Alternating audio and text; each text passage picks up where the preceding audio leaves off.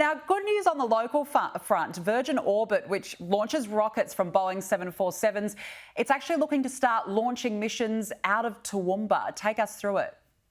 Yes, there's been a major space conference that's just finished in Paris. And one of the announcements out of that is that Virgin Orbit, as you said, which is quite of a unique thing, they retrofit their Boeing 747s to launch a rocket. And this actually saves quite a lot of energy just by going 8 to 10 kilometers at the height.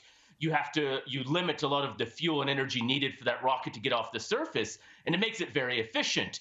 And the airplane can actually fly around a bit and fly out of, for instance, weather issues if they need, something we were just talking about with Artemis. So it's a really big concept, and they've had a lot of successful launches in the US.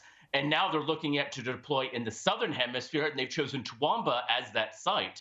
So they're looking for a test launch in 2024, which would mean that they would bring the Boeing 747, the satellites that go on the rocket and the rocket down, leave from the airport, go towards the ocean, launch over the ocean to it. So it just shows how big now space is becoming in Australia with all of these companies now coming down here to operate from. So it's a really exciting time to just see how quickly this is all evolving.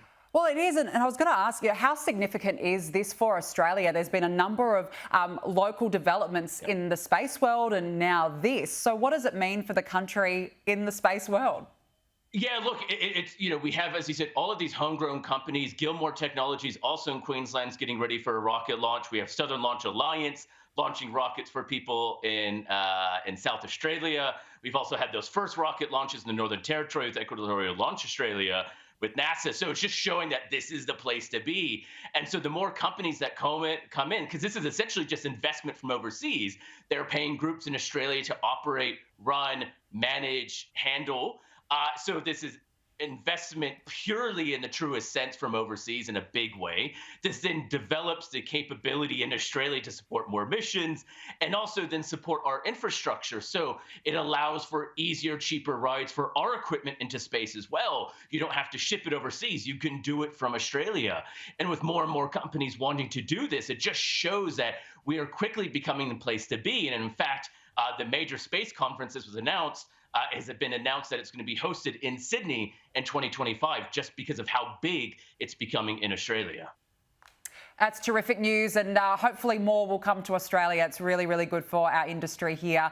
Just finally, Brad, the highest amount of organic material on Mars has been found. What has actually been discovered here?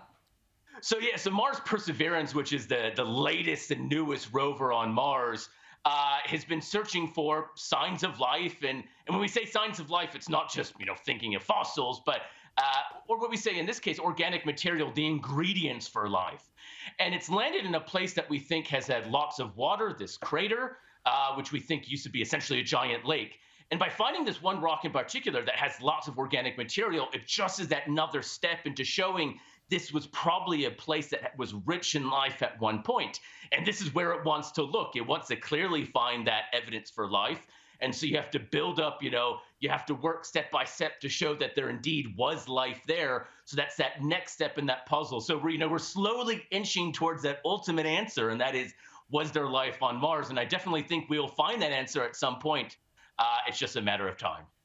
It's that lifelong question. Is there life on Mars? Hopefully we might know soon. Brad Tucker, thank you so much for joining us this morning. Take care.